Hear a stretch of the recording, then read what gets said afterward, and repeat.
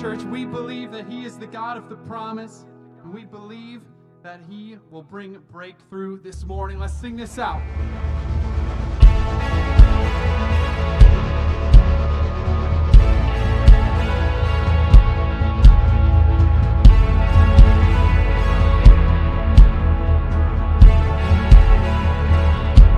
Give you glory for all you brought me through.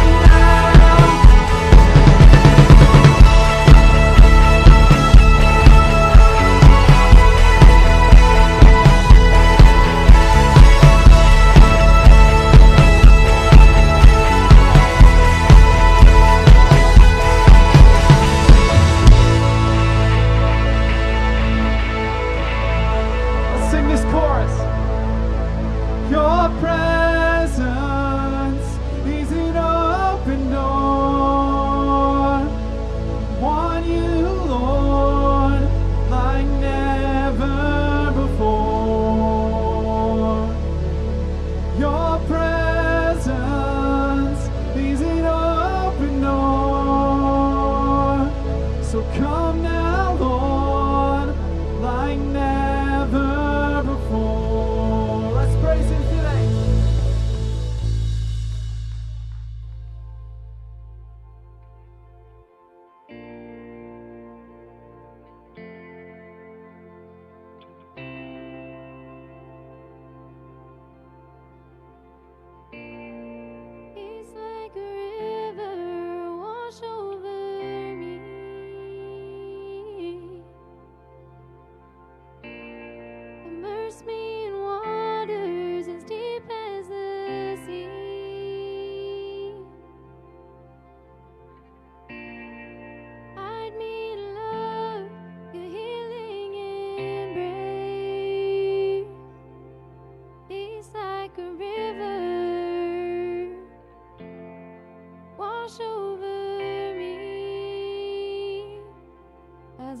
worship your majesty. I worship your holy name. Jesus, my everything. All that I am is yours.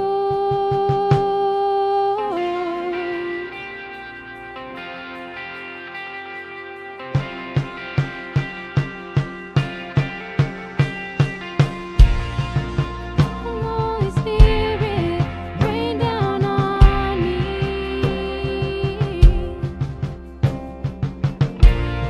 Break open the heavens, drench the unseen.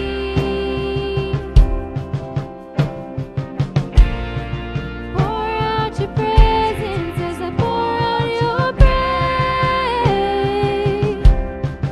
Come, Holy Spirit, Lord, have your way as I worship your majesty.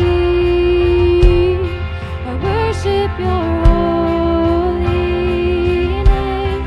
Jesus, my everything. All that I am is yours. So worship your majesty. I worship your holy name. Jesus, my everything. All that I am is yours.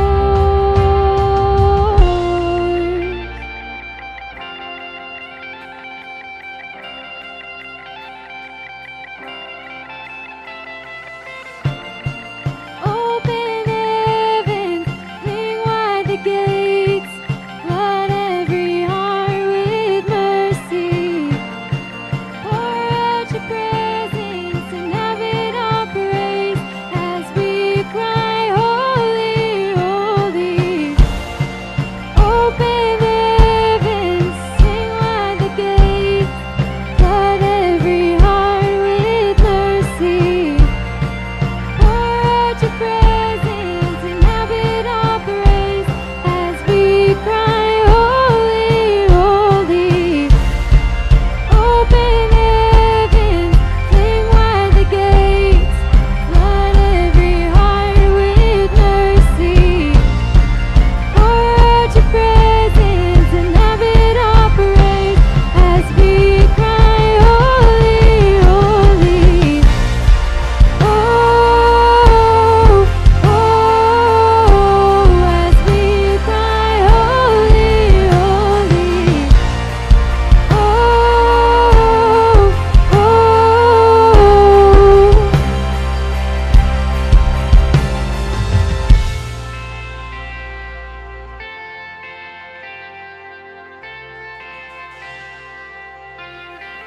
Lord, send revival.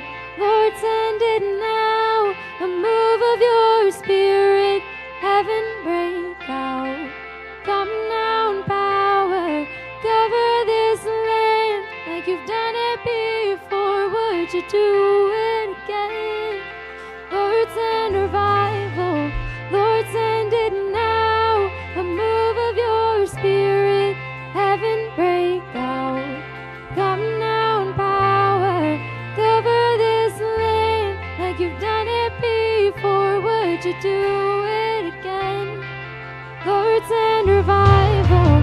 Lord, send it now. A move of your spirit, heaven break out.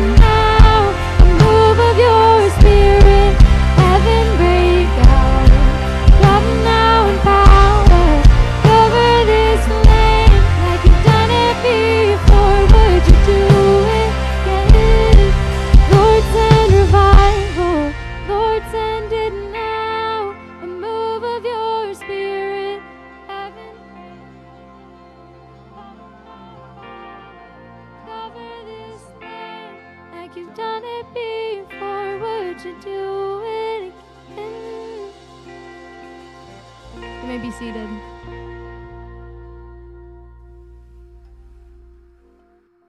To Encounter. My name is Bethany, and I'm so glad you're joining us here this morning. And I'm Brianna. I serve as a small group leader here, and we're so glad to be with you today. We would love to connect with you a little bit more. One great way to do that is by scanning the QR code that's either on the screen in front of you or in the seat in front of you. It will take you to a place where you can find lots of info about how to get connected, the events we have going on here at Encounter, and lots of other great stuff. You can also, if this is your first time here at Kentwood, we extend a giant welcome to you, first of all, and we would love to have you stop by the Starting Point desk. They would love to just say hello, and also they have a fun little welcome gift for you as well. Yeah, we are so excited that you're here with us this morning. And next weekend, Sunday, October 24th, is a very, very exciting weekend around here. It is our next Baptism Sunday. Baptism is an amazing outward way that you can show the people around you that you have died and been risen back to life in Christ, and it is just such a beautiful expression of your faith in that way. If you would like more information or to get signed up for that, you can head to encounterchurch.org/baptism.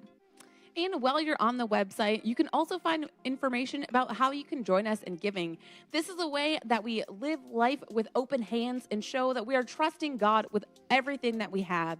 You can go ahead and head to the website to find out how to get connected through giving. Now, let's enjoy this message together.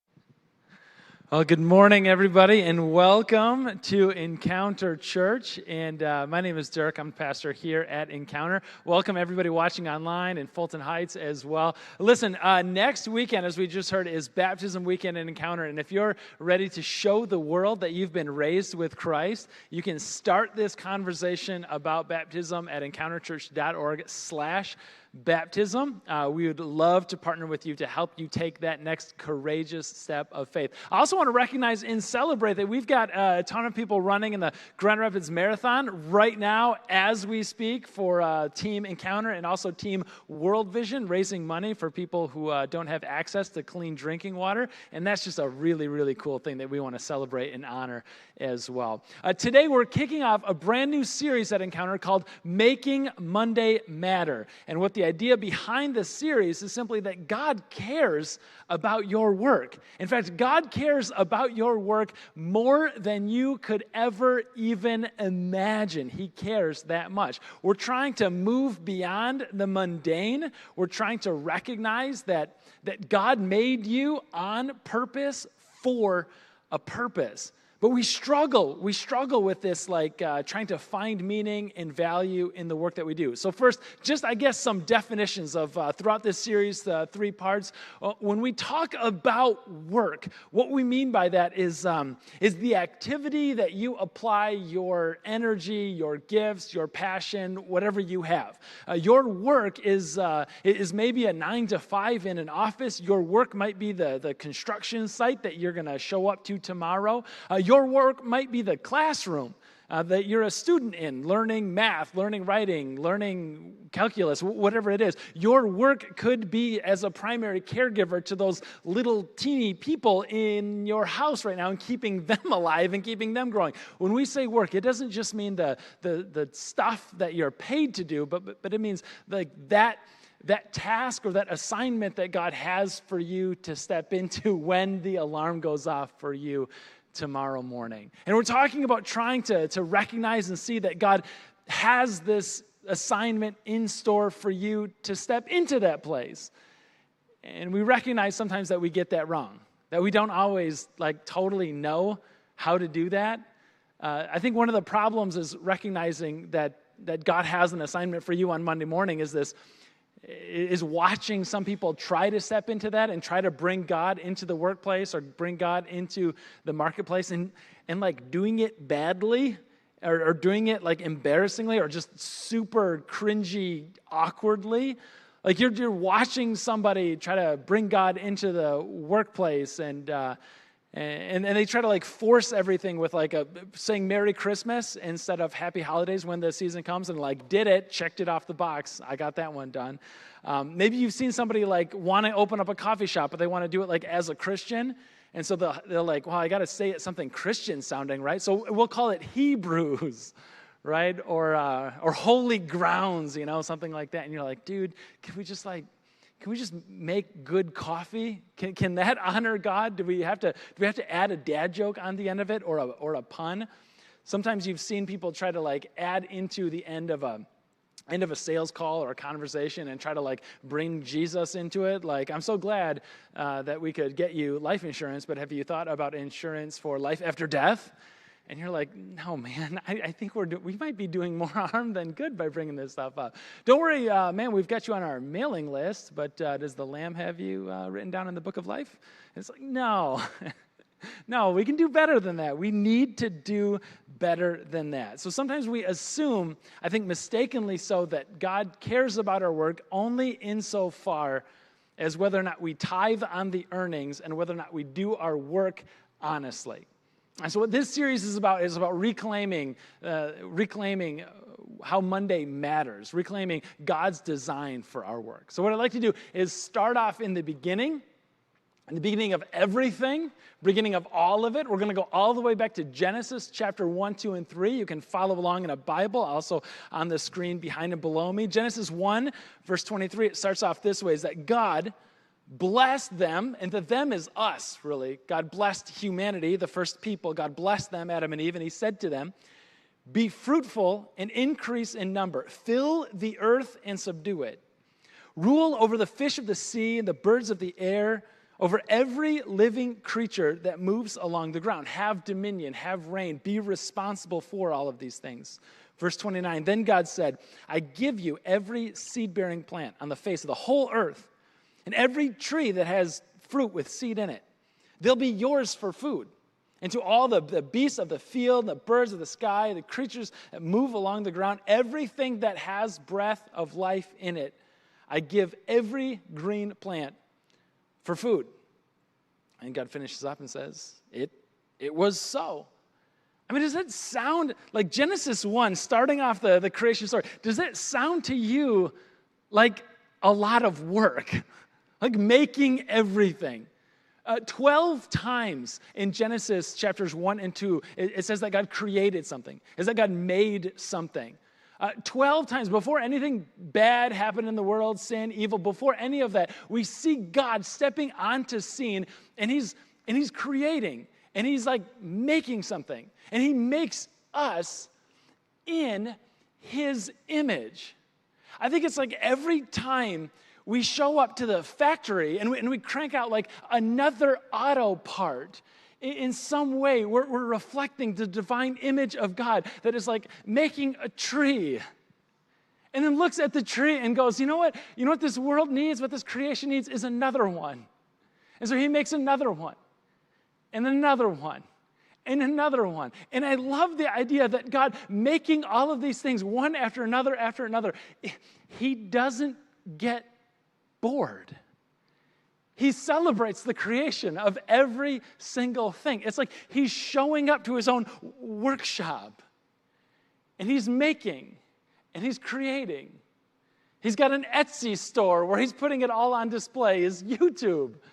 But the you in this case is like the universe. It's everything. It's all, and it's on display for all of us to see. And then we step on site into that vein, and we step into the rhythm or the groove or the image that God made for us. And in Genesis chapter 2, God is like, listen, the work that I have to do, the making that I have to do, it isn't limited to just me. It's all of us. Genesis 2, verse 15. Is that then the Lord took the man and put him in the Garden of Eden to work it and take care of it. Just kind of some fun facts coming at you about that word work, and just maybe some griping along the way, I guess, for me about like my training and some of that I underwent to like become a pastor. The word work or a variant of it, is used over 800 times in the Bible. The word work is used more frequently than the words worship, praise, and singing combined. Yet every single Bible school or seminary has a class or a whole department called worship. But the concept of work barely even surfaces in a systematic theology textbook. I think for a lot of us, what you're going to show up at tomorrow morning has been largely underrepresented before the throne of God. I love what one person said about it. This is so good. Is that God works, that God determines the number of stars in the sky, and he calls them each by name. That one's from Psalm 147. We know that one. But it's that same God who sets the marketplace in motion, that determines the number of occupations that exist and calls by name the person he means to have each job. The Lord who created and sustains the universe and everything in it is the same Lord who creates, guides, and sustains the workplace and the many tasks in it. The Creator who spins objects into orbit and stretches out the heavens, Job 9, is the same Creator who wants to use you in his marketplace. I mean, this incredible picture that sometimes I find myself going out at night on a crisp autumn night like this, like tonight, and the sky presumably is going to be clear, and I can look up and just see stars scattered, spread out all before me, and I have this sense of wonder, don't you? Like this Psalm 19, the heavens declare the glory of God, the skies proclaim the work of his hands. I have this awe in my imagination of seeing the planets and the stars in the sky, and they're all sort of doing their thing. Constellations moving together. This orchestra of physics laid out in front of me and you. And I think about the intricacies of a marketplace and of a global economy and of having every job and every person within that role assigned. And God knowing each of those jobs and God knowing each one of us by name and putting us exactly where he would have us. And it's not just the planets and the stars that he keeps in motion. It's all of this. This big God who doesn't step back and just kind of watch it in motion. But he's involved in the intricacies. He's nudging Dirk over here, John over here, Fran over here. Like I've got a plan and a design, and I'm bringing everybody into their purpose. It's this beautiful, beautiful picture of the orchestration of it all. In fact, the idea of God working, of God making, of God creating, of God ordering, of God sorting is one of the unique distinguishing characteristics of Christianity, that we serve a maker who isn't just sitting back on a throne somewhere, but involved in the intricacies of the day-to-day life. I think that's why Jesus, when the Son of God steps onto scene, think about this. He makes 132 appearances, public appearances in the Gospels, Matthew, Mark, Luke, and John. 122 of those that Jesus steps into are in the marketplace. He's showing up at your job. That's the setting, the scene that Jesus steps in onto. And when he starts teaching us, and when he starts telling these stories, he shares these spiritual truths, sometimes in the form of stories called parables. And of the 52 parables that Jesus told, 45 of them are about work. In the book of Acts, the Acts of the Apostles, the Acts of those first followers of Jesus, like what they did after the resurrection, there were 40 miracles involved in the book of Acts, told in the book of Acts. 39 of those miracles took place outside of the church. Like I'm having this today years old, like realization right now that I went to school I became a pastor to do ministry, and I'm like realizing in this moment, like the ministry happens not in these walls. Church ministry happens wherever it is that you're going to step into tomorrow morning, whether it's a job site, whether it's an office building, or whether it's at home raising up those littles. Like that's where ministry happens. So I want us to see like this grand picture of God's design for it all, like everything. And how do we meet that?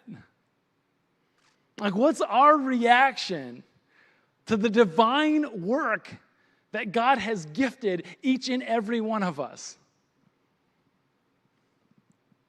Oftentimes, it's like, oh, bad mood sounds like somebody's got a case of the Mondays, right?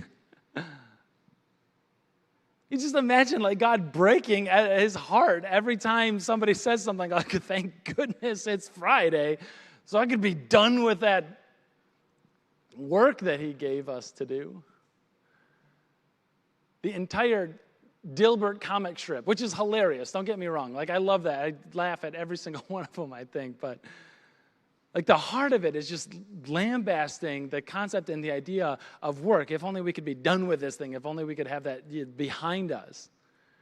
Do you guys remember Drew Carey, the comedian? Like before Price is Right world. Does anybody remember Drew Carey? You're like not going to admit it, but I see some nodding going on. Awesome. Camera guy one. I appreciate that. Drew Carey is before The Price is Right. He had a sitcom where he played kind of a middle manager role in a department store, human resources department, and he was just again lambasting the whole concept and the idea of work. And I think what resonated about the show with so many people was like that's where we find us. And he'd be found, telling these jokes along with people, and he'd be like, "Hey, listen." You don't like your job? Awesome. I didn't know that. That changes everything. We've got a whole support group for you. It's called Everyone Everywhere. And we meet at the bar, he adds on it. It's like that's us, right? We don't want to admit, we don't want to like work. We weren't designed to like work, it seems like, out in the culture. He tells another joke that says, if I only had 1 hour to live, I would spend it in my lonely cubicle because at least there, time seems to last eternity. Like what happened? I contrast his concept, his idea of work, which represents probably more than we care to admit, a lot of us, with this Real Humans of New York. It's a photojournalism project exercise where they just kind of go around and take pictures of random New Yorkers, like going about their daily life, and just interviewing them and including a few lines about who they are underneath the caption of their photo. And there was this one awesome Real Humans of New York. It was this little kid it was such a precious idea of work, the divine work that God gives. He goes, when I grow up, this little kid, when I grow up, I want to be a mailman. Because I want to be the one to let people know it's their birthday.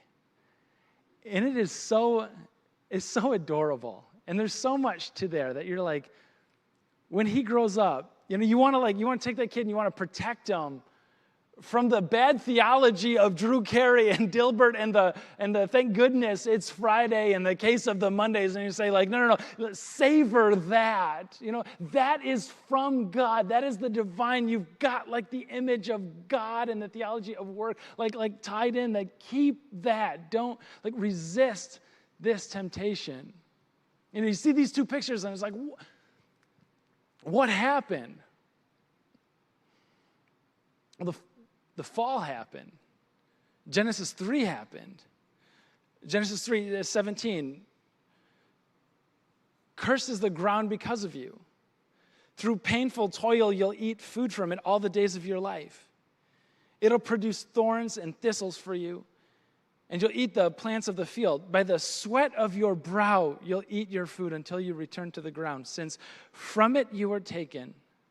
For dust you are, and to dust you'll return. Some of the work of work is recognizing like God created all of this. And work is good. It's not just a good idea, it's a God idea. Like he came up with all of this to do. But then somewhere along the line, and it took only a couple of chapters for humanity to take this one rule, this one thing, you have one job, just don't eat from the tree in the middle of the garden. And Adam and Eve just can't stand but to break the one rule. And they do. And like sin is entered into the world. Evil is entered into the world. Also, it's not that work becomes bad, but like bad elements become part of it. In addition to sin entering the world, evil entering the world, like difficulty enters into the world. Thorns enter into the world. I think mosquitoes probably also enter into the world. Traffic jams enter into the world. Computer crashes and updates at the wrong point enter into the world. Zoom as a platform, like the whole thing, enters into the world like as a result of what happens in Genesis chapter 3. And it's our job, it's our task, and throughout this series, like what we're going to do is to try to start to separate these things and start to try to recognize what's God's gift in the work that we have to do, and how is it that we image, and how is it that we mirror him, and what part of this is a product and a result of the fall, that we have to like partner with God and introduce Jesus into these spheres to try to make it more honoring of God and better for God's people to participate in.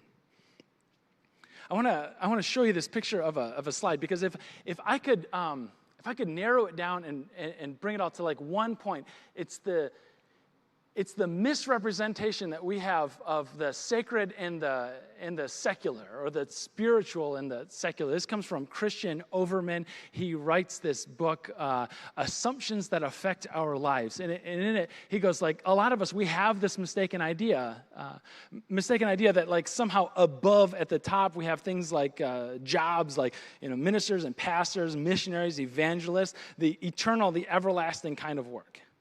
And on the bottom, you have like the secular type of stuff, the temporary, fleeting kind of stuff, like home and school and trades and business. And you like look at the thing, and one of these is like clearly like higher than the other. And this is where sometimes a lot of us kind of camp out.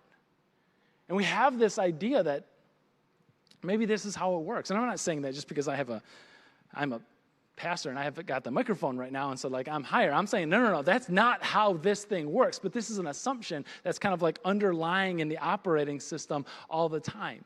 And so sometimes it's like, man, if only I could work for a Christian organization, or if I could like work for a church, then I could bring these two worlds of mine together. I could bring my gifts and like do something eternal with it. And like a couple of responses to that. Number one is like, what do you guys think like we do at the church? Like we don't have computer crashes and email? Like we just sit around and pray and sing worship songs? Admittedly, we do pray and sing worship songs probably more at church than you do on the job site or in the office. But there's also more to it than that, right? There's just sorting and there's organizing and there's heavy lifting involved. And the assumptions that we carry is, well, my job is just to make money, and that's all there is. And as Overman writes, that's an assumption that's deeply affecting our lives and our attitudes. Because if that's true, then Monday doesn't matter, or Tuesday or Wednesday. And your whole life, our whole lives spent. People come to me sometimes and they wonder, one of the most frequent questions that I get, what am I supposed to do in my life, and who am I supposed to do it with? And that first one, what am I supposed to do with my life? And one thing that I just like to remind people is to just give a heads up on it and say, after sleeping, you're probably going to devote more of your life to whatever it is that you call work than anything else. So forget about maybe it's financial rewards at the end of it, and try to figure out where is it that you come alive? What is it that you're good at, the passions that you have? And what is it that the world needs anyway? And bringing some of those things together. See, this concept that Overman shares, it's not right, it's not godly, but it is so deeply embedded into each one of us. In fact, this goes back a ways. One of the first recorded people that have started writing and started sharing thoughts along these lines was Aristotle in about 300 BC. 2,300 years ago, Aristotle, as a philosopher, started writing about, hey, listen, the highest calling and the highest vocation that we could possibly aspire to, and he just named it. He's like, we should all be and aspire to be philosophers. The life of contemplation is the best life that we could possibly live. And because he's literate and he's writing and he's creating the thoughts that we all kind of step into, when he shares and says, the more physical something is, the further away and the more distracted we become from the contemplative life, the further away we come to being happy. And so for Aristotle, the idea of laying asphalt or feeding a baby would be the exact opposite of the most fulfilled, happy life possible. Now contrast Aristotle with, I don't know, Jesus, like God stepping into the world. Okay, be honest here for just a moment. When you think about Jesus, like the image, you just do it right now, Jesus. And you've got an image in your mind, and maybe it's Jesus enthroned on high forever in heaven. Okay, and that's accurate, don't get me wrong. Maybe when you think of Jesus, you think of like the illustrated Bible, kids' Bible version of Jesus, where he's like surrounded by little children and there's always a lamb in the shot. I don't know why, but there is. Right? When you think of Jesus, you think of maybe he's a wise sage, he's a rabbi, he's a teacher, he's Messiah. Don't get me wrong. Okay, he is those things. Okay, I'm not here to tell you that he isn't a wise sage, a prophet, a teacher, all of that. But when we picture Jesus, sometimes we really focus on like the last 3 years of his life and ministry.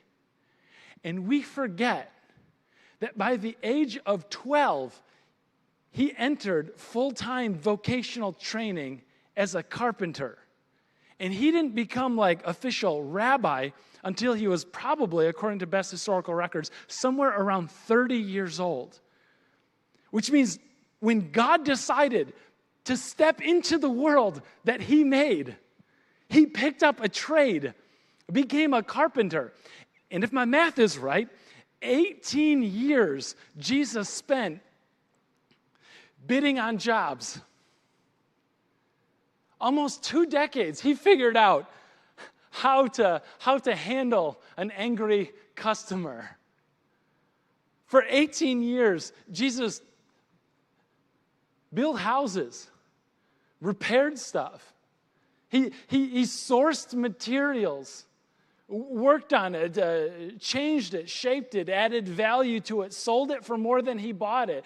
This is Jesus' ministry for 6 times longer than his teaching rabbi ministry that he kicked off at age 30. I share this with you because I think that God was telling us more about our role as people in the world than just the teaching sage prophet part of Jesus. I'm going to come back to Christian Overman, and he shares the assumptions that we have. It's like there's this split, and there's a higher and lower. That's Aristotle. That's secular. That's not what God came to tell us about. When God stepped into the scene, he gave us this different picture. He gave us a beautiful picture. He gave us a picture of one list in one circle where everything, all of life, church, school, art, home, music, drama, sports, business, law, labor, agriculture, sex, medicine, everything, every part of life is part of what God has created. And we think about sending missionaries into other parts of the world, or sometimes around here at Encounter, we think of sending missionaries into different neighborhoods. Well, you imagine God's perspective, and he's sending missionaries, he's sending each one of us into like every little office, every job site, every kitchen, every living room, every home and workplace on the planet. And God's design is so that we would go into those places, and not only just to tell people in those places about Jesus doing this missionary work, but also the missionary work is to go into those places and try to take what is, and as Overman showed us, and to try to move it a little bit to the left or a little bit to the right to show us to bring it into more harmony with God's good design and to prevent it from sliding into the left out of harmony into conflict with God's design, which is bad.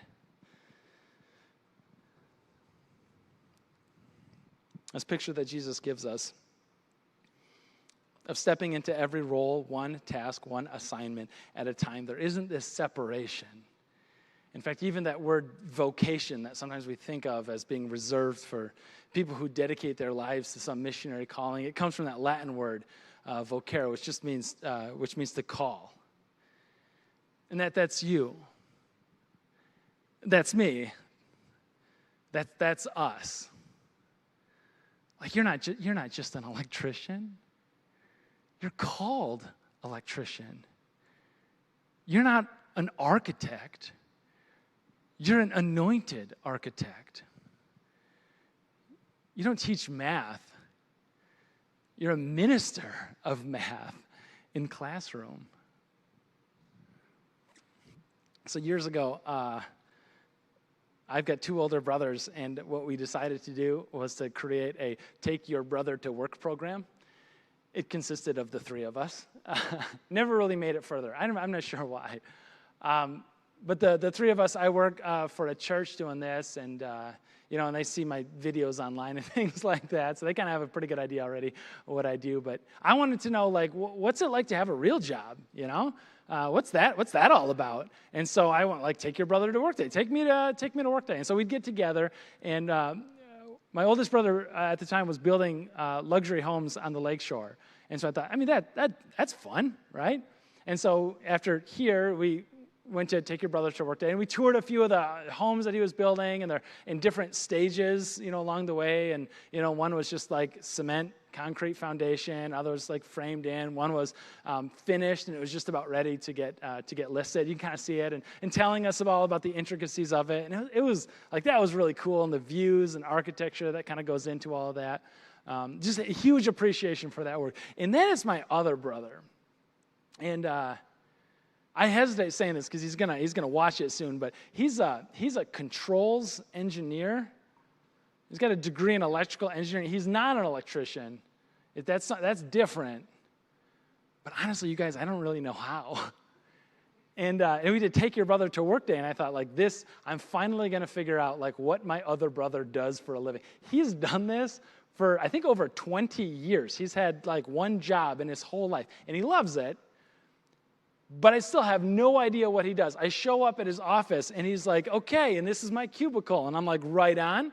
Looks like that one, and that one, and that one, except for as a picture of your family. He's like, yep.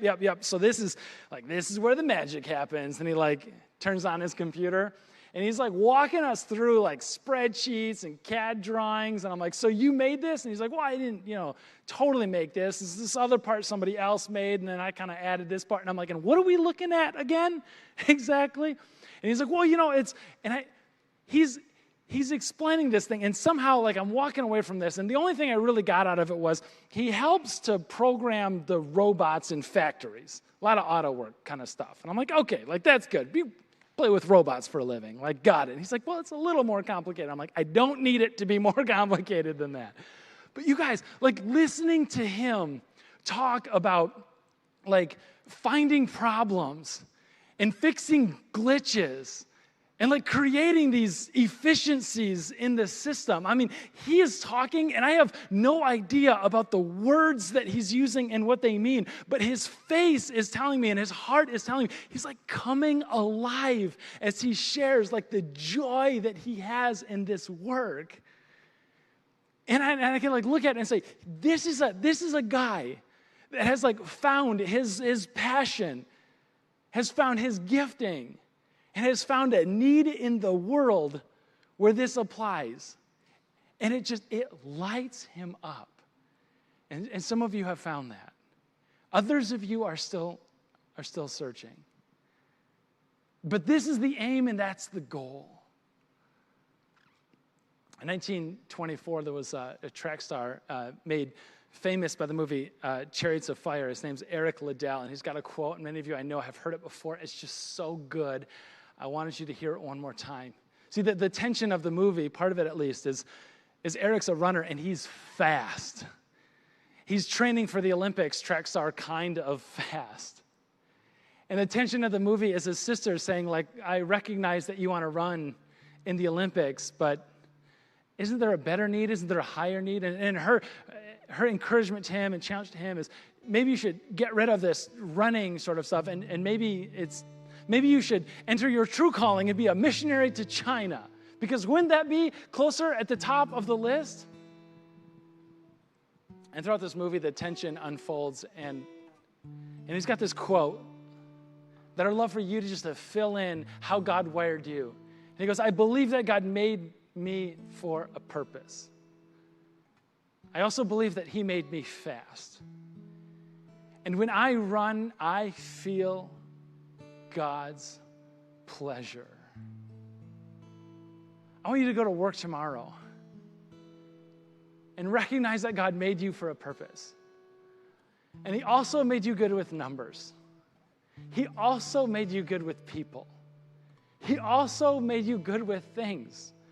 He also made you good with a hammer. He made you good with a keyboard.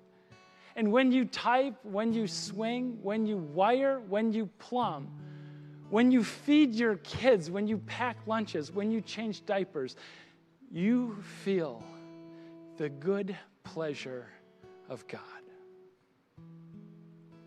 As we close out our time together, I want to recognize that there are still some unanswered questions. I recognize that some of you are still struggling to find that place.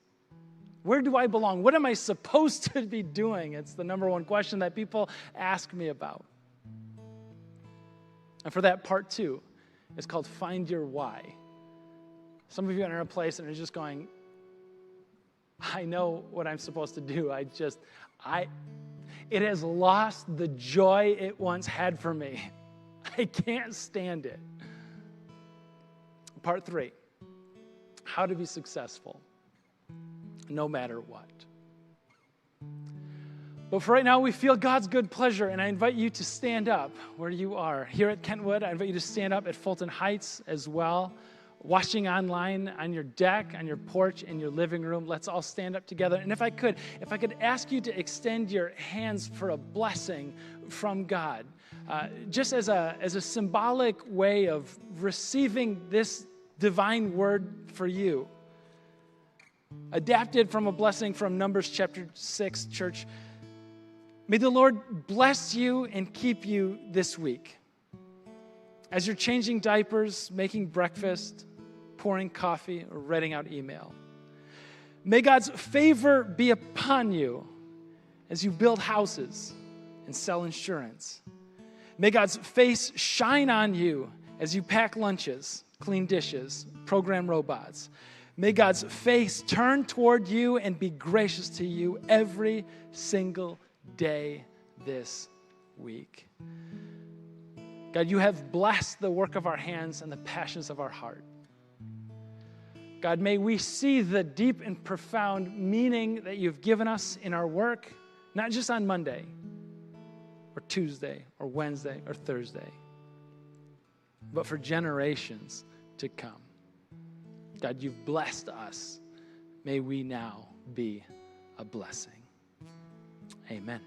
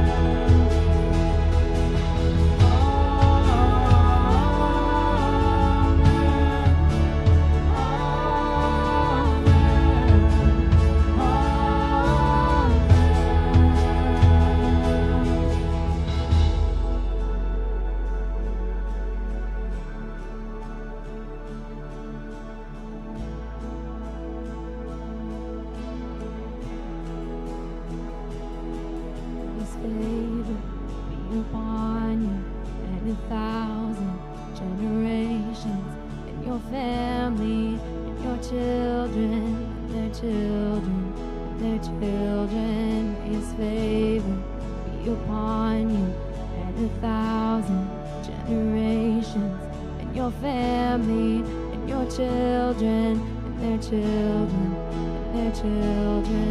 May his favor